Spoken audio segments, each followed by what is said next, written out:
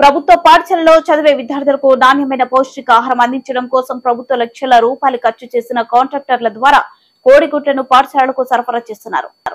నాణ్యమైన కోడిగుడ్లను సరఫరా చేయాల్సిన కాంట్రాక్టర్లు కాసుల కోసం కకృతిపడి అడ్డదారులు తొక్కుతున్నారు. అధికారులు పర్యవేక్షణ లేకపోవడంతో ఇష్టరాజ్యంగా వ్యవహరిస్తూ సర్కారు లక్ష్యానికి గండి కొడుతున్నారు. నంద్యాల పాఠశాలలకు అంగన్వాడీలకు గత కొన్ని రోజుల నుండి కోడిగుడ్లను సదరు కాంట్రాక్టర్ సరఫరా చేశారు. అయితే అవి చిన్న పరిమాణంలో ఉన్నాయి. ప్రభుత్వ నిబంధనల మేరకు బరువు 45 నుంచి 52 గ్రాములు ఉండాలి. 10 గుడ్లకు 1 యూనిట్లుగా పరిగణిస్తే వాటి బరువు 450 నుంచి 525 గ్రాములు ఉండాలి. ఒక ట్రేలో 30 గుడ్లు ఉంటాయి కాబట్టి ట్రే బరువును తీసేసి 1350 గ్రాముల నుంచి 1560 గ్రాములు ఉండాలి. కానీ కాంట్రాక్టర్లు చాలా వరకు నాసిరకం బరువు పరిమాణం తక్కువ ఉన్న గుడ్లను సరఫరా చేస్తున్నారు. కేవలం 30 నుంచి 35 గ్రాముల బరువు గల గుడ్లను పంపిణీ చేస్తున్నారు. రాష్ట్ర ప్రభుత్వం ప్రతిష్టాత్మకంగా చేపట్టినటువంటి బలమైన ఆహారం పెట్టాలి, పిల్లలందరినీ పౌష్టికాహారంతో బలవంతులుగా చేయాలని చెప్పేసి ఎవరు కూడా అనారోగ్యాల పాలు కాకూడదని చెప్పేసి ప్రభుత్వం ఒక ప్రెస్టీజియస్గా తీసుకొని కాంట్రాక్టర్లకు గుడ్లను సరఫరా చేయాలని చెప్పేసి ప్రభుత్వం ఇస్తే కాంట్రాక్టర్లు కాసుల కోసం కకృతిపడి కేవలము కనీసంలో 45 గ్రాములు నుంచి 75 గ్రాములు ఉండాల్సినటువంటి గుడ్డును దాంట్లో సగం కూడా లేనటువంటి పరిస్థితుల్లో కాంట్రాక్టర్లు స్కూళ్ళకు కానీ అంగన్వాడీ సెంటర్లకు కానీ అందించడం ద్వారా అక్కడ ఉన్నటువంటి చిన్నపిల్లలు తిని వాటి ద్వారా మరిన్ని రోగాలు వచ్చేటువంటి అవకాశం ఉంది. వారు బలవంతుల కన్నా బలహీనులుగా ఉండి హాస్పిటల్లో పడేటువంటి అవకాశమే ఉంది. కాబట్టి అధికారులు పర్యవేక్షణ చేయకపోవడము చాలా దుర్మార్గము. అధికారులు పర్యవేక్షణ లోపం జరగడం వలన కాంట్రాక్టర్లు ఇష్టారాజ్యంగా ఏది మేము ఇస్తే అది తీసుకుంటారు, స్కూళ్ళలో క్వశ్చన్ చేయరు, అంగన్వాడీ సెంటర్లలో క్వశ్చన్ చేయరు అనేటువంటి రీతిలో వ్యవహరిస్తున్నారు. కాబట్టి ఇప్పటికైనా కానీ అధికారులు పర్యవేక్షించాలా. ఆ విధంగా పర్యవేక్షణ చేయడం ద్వారా కాంట్రాక్టర్లు కళ్ళు తెరిచేటువంటి అవకాశం ఉంది. పిల్లలకు నాణ్యమైనటువంటి గుడ్డను సరఫరా చేసేటువంటి అవకాశం ఉంది. ఇప్పటికైనా కానీ కాంట్రాక్టర్లు పిల్లల జీవితాలతో ఆడుకోకుండా అదేవిధంగా చిన్న పిల్లలను వాళ్ళను ఏ విధంగా చూసుకోవాలి, తన ఇంట్లో కూడా చిన్నపిల్లలు ఉంటారు, వాళ్ళను ఏ విధంగా చూసుకుంటారో ప్రతి ఒక్కరిని కూడా ఆ విధంగా చూసుకునేలాగా చేసుకోవాలి. ఏదైతే ప్రభుత్వము ఒక ప్రెస్టీజియస్గా తీసుకున్నదో దాన్ని నెరవేర్చే విధంగా ఉండాలి. కానీ పిల్లలను హాస్పిటల్లో పాలు చేసే విధంగా ప్రభుత్వానికి చెడ్డ పేరు తెచ్చేలా విధంగా ఉండకూడదని చెప్పేసి కోరుతున్నాం. ఇప్పటికైనా కానీ అధికారులు నిత్యం పర్యవేక్షణలో ఉండాలి, కాంట్రాక్టర్ల పైన నిఘా వేయాలని చెప్పేసి కోరుతున్నాం. నంద్యాల కుబ్రా మసీదు అభివృద్ధి చేస్తానని మాట ఇచ్చిన సందర్భంగా మైనార్టీ శాఖ మంత్రి ఎన్ఎండి ఫారూక్ ఈద్గా మసీదులను పరిశీలించారు. నంద్యాల పట్టణంలోని స్థానిక సాయిబాబా నగర్లో కుబ్రా మసీదుకు గతంలో అభివృద్ధికి శ్రీకారం చుట్టింది. ఎన్ఎండి ఫారూక్ గత ప్రభుత్వం మసీదుకు ఎలాంటి సహాయ సహకారాలు అందించకుండా అభివృద్ధి నోచుకోలేదు. ముస్లిం సోదరులు నమాజ్కు ఈద్గాలో నమాజ్ చేసుకోవడానికి ఇబ్బందులు పడుతున్నారని ఇమాంల సంఘం అధ్యక్షుడు అబ్దుల్ అంజాద్ సిద్దిక్ ఎన్ఎండి ఫారూక్ దృష్టికి తీసుకెళ్లడంతో ఫారూక్ స్పందిస్తూ అధికారం ఇచ్చిన తర్వాత కోబ్రా మసీదు షాదాఖానా ఈద్గాలను అభివృద్ధి చేస్తానని మాట ఇవ్వడంతో మాట తప్పకుండా మైనార్టీ శాఖ మంత్రిగా బాధ్యతలు స్వీకరించిన తర్వాత ఇచ్చిన మాట కోసం ఎన్ఎండి ఫారూక్ కుబ్రా మసీదును ఈద్గాలను పరిశీలించి మసీదుకు ఆదాయం వచ్చే విధంగా అక్కడ మంచి షాపింగ్ కాంప్లెక్స్ ఏర్పాటు చేసి మసీదుకు అందుకోసం షాపింగ్ కాంప్లెక్స్ నిర్మాణానికి సహాయ సహకారాలు అందిస్తానని వారికి మాట ఇచ్చారు. ఈ సందర్భంగా ఇమాముల సంఘం అధ్యక్షుడు అంజద్ సిద్దిక్ మాట్లాడుతూ మైనార్టీ శాఖ మంత్రి వర్యులు ఎన్ఎండి ఫారూక్ సాయిబాబా నగర్ కుబ్రా మసీదు అభివృద్ధికి కృషి చేస్తానని మాట ఇవ్వడం జరిగిందని, ఈ రోజు మసీదుకు రావడం ఎంతో అభినందనీయమని, ముస్లిం సోదరులలో పండుగ వాతావరణం నెలకొందని ఫారూక్ కి కృతజ్ఞతలు తెలుపుతున్నామన్నారు.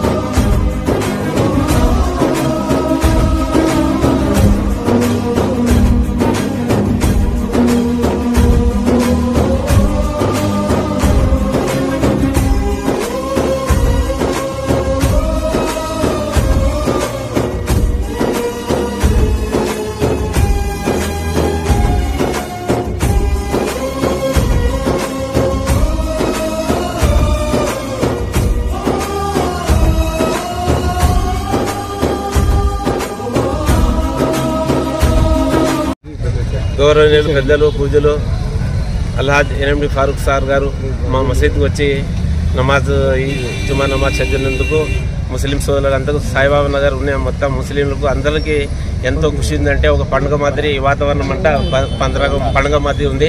అందరూ కలిసిమెలిసి సార్తో ప్రార్థన చేసినాము.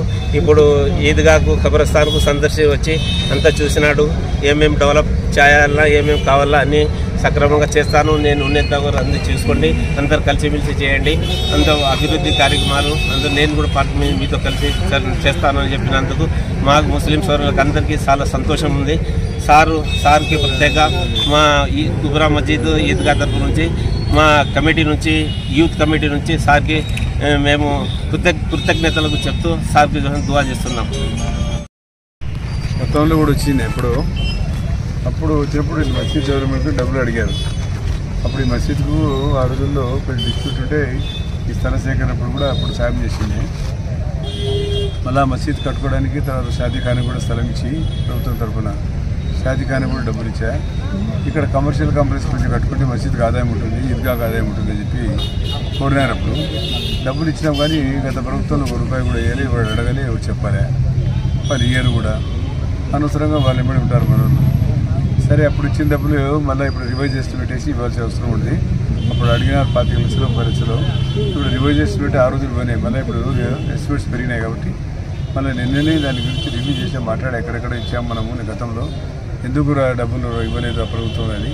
సరే ఆ ప్రభుత్వం పోయింది, శని పట్టింది కాబట్టి పోయింది వాళ్ళకు.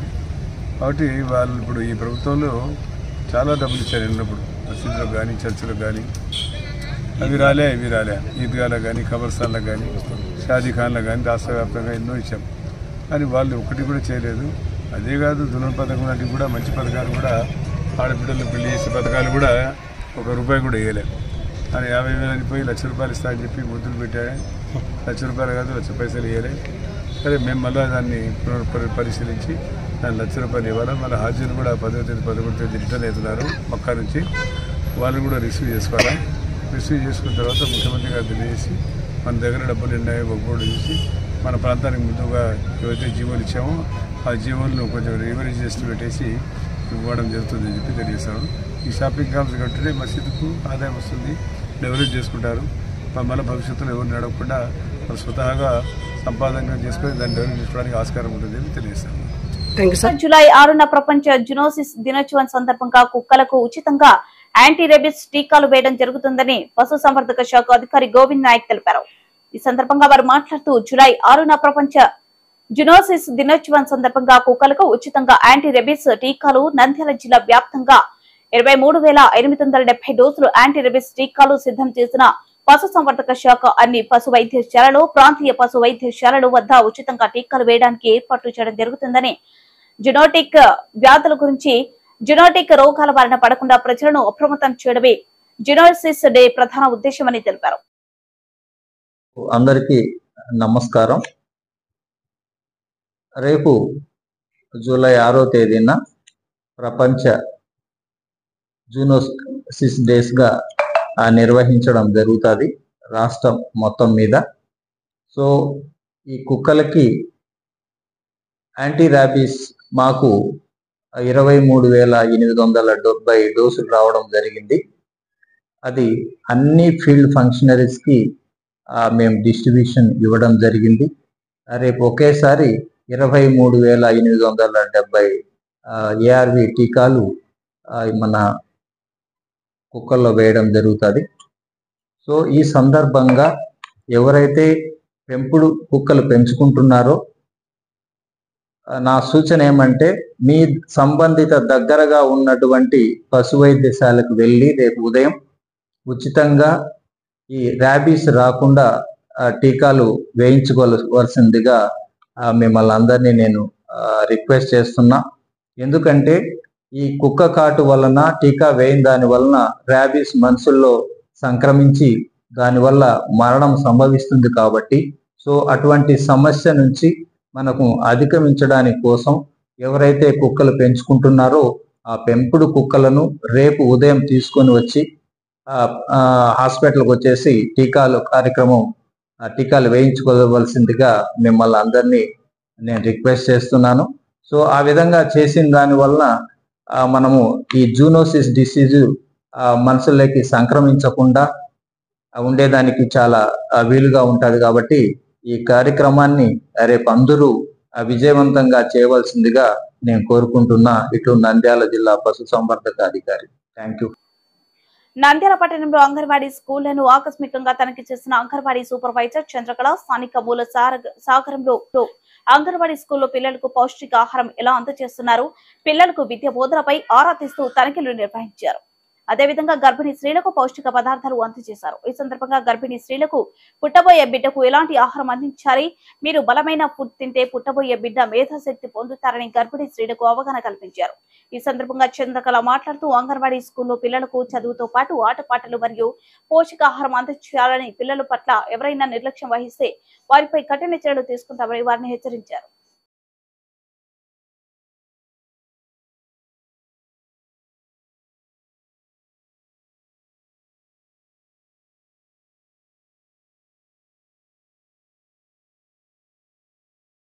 ఈ రోజు అంగన్వాడీ సెంటర్ ను మూలసాగరంలో 2వ సెంటర్ అంగన్వాడీ సెంటర్ విజిట్ చేయడం జరిగింది. ఇక్కడ మొదటి టీహెచ్ఆర్ శుక్రవారం రోజు మొదటి టీహెచ్ఆర్ సందర్భంగా కొంత గర్భవతులకు బాలింతలకు అందరికీ ఎగ్స్, మిల్క్, రైస్, కందిబ్యాలు తర్వాత ఇవన్నీ ఇవ్వడం జరిగింది. ఇక్కడ వచ్చిన గర్భవతులకు బాలింతలకు అందరికి కూడా దాంట్లో మనం ఇచ్చే పోషక పదార్థాలు ఏమేమి ఉన్నాయి, ఈ ఆహారం ఇవ్వడం వల్ల ఎటువంటి వాళ్ళు ఆరోగ్యవంతంగా ఉంటారు, ప్రతి దాంట్లో ఒక గవర్నమెంట్ మనకి ఇస్తున్నది. ఈ యొక్క రైస్ కానివ్వండి, దాల్ కానివ్వండి, ఎగ్స్ కానివ్వండి, తర్వాత వాళ్ళకు పాలు కాని ఇవన్నీ కూడా వాళ్ళకి సంపూర్ణ పోషణ కోసం ఇస్తున్నాము. అందుకోసం ఈ రోజు ఇక్కడ ఈ సెంటర్ విజిట్ చేసి ఈ సెంటర్ లో ఉన్నటువంటి గర్భవతులకు బాలింతలకు అందరికి కూడా మేము డిస్ట్రిబ్యూషన్ చేయడం జరుగుతుంది. FRS అది కూడా FRS సాబ్దారని మాన్యువల్ గా మాత్రమే ప్రతి ఒక్క గర్భవతి ప్రతి ఒక్క బాలింత ఎవరైనా కూడా వాళ్ళు FRS యాప్ ద్వారానే స్టాక్ తీసుకోవాలి కానీ తెలియజపరుస్తున్నాను. అదే విధంగా ఇక్కడికి వచ్చిన గర్భవతులకు బాలింతలకు కూడా నేను FRS యాప్ ద్వారానే ఈ రేషన్ అంతా ఇవ్వడం జరిగింది.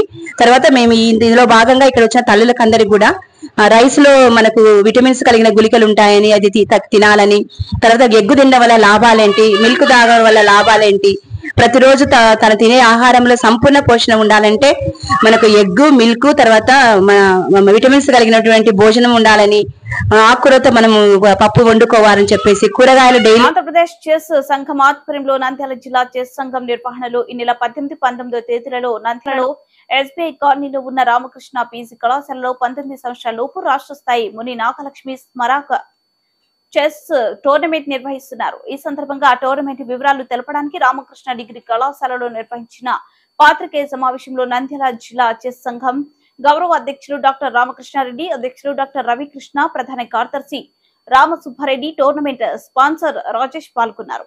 డాక్టర్ రామకృష్ణారెడ్డి మాట్లాడుతూ చదరంగం పోటీల ద్వారా క్రీడాకారులలో ఏకాగ్రత, మేధావి వికాసం జరుగుతుందని, తల్లిదండ్రుల వారి పిల్లలను చెస్ ఆడడానికి ప్రోత్సహించాలని కోరారు. తమ కళాశాల పోటీలకు వేదికగా ఉండడం హర్షణీయమని, వారికి వసతి సౌకర్యం కూడా రామకృష్ణ PG కళాశాల హాస్టల్లో ఏర్పాటు చేస్తున్నామని తెలిపారు.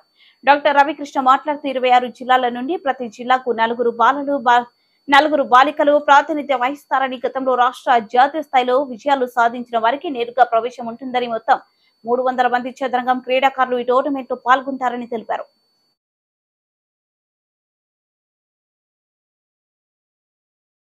మా చెల్లెల జ్ఞాపకార్థం పిల్లలకు అన్ని భోజనాల వసతులు కల్పిస్తున్నాము.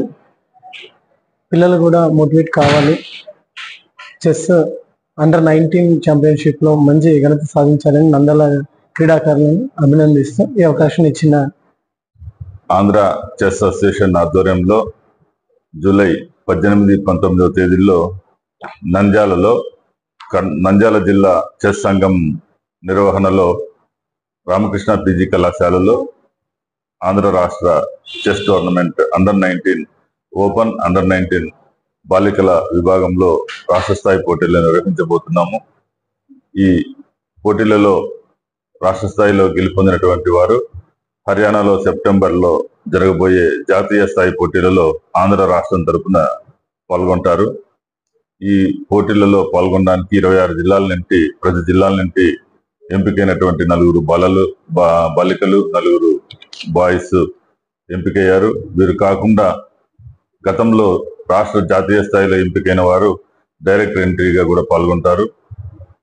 దాదాపు 300 మంది చెస్ క్రీడాకారులు రాష్ట్రం నలుమూలల నుంచి ఇక్కడికి పాల్గొనడానికి వస్తున్నారు.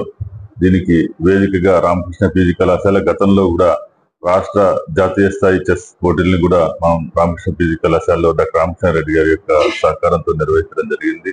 వీరికి వసతి కూడా అమ్మాయిలకి అబ్బాయిలకి రామకృష్ణ పీజీ కళాశాల హాస్టల్స్ లో ఇవ్వడానికి డాక్టర్ రామకృష్ణారెడ్డి సార్ ముందుకు రావడం ఈ చెస్ క్రీడా పోటీలకి నిర్వహణకి చాలా మంచి విషయం. ఈ వేదిక, ఈ వసతి ఇవన్నీ ఉన్నాయి కాబట్టి మన రాష్ట్ర స్థాయి పోటీల్ని నంద్యాలలో నిర్వహించుకోగలుగుతున్నాం. అందుకు ప్రత్యేకంగా డాక్టర్ రామకృష్ణారెడ్డి గారికి చెస్ సంఘం తరఫున హృదయపూర్వక ధన్యవాదాలు, అభినందనలు తెలియజేస్తున్నాం.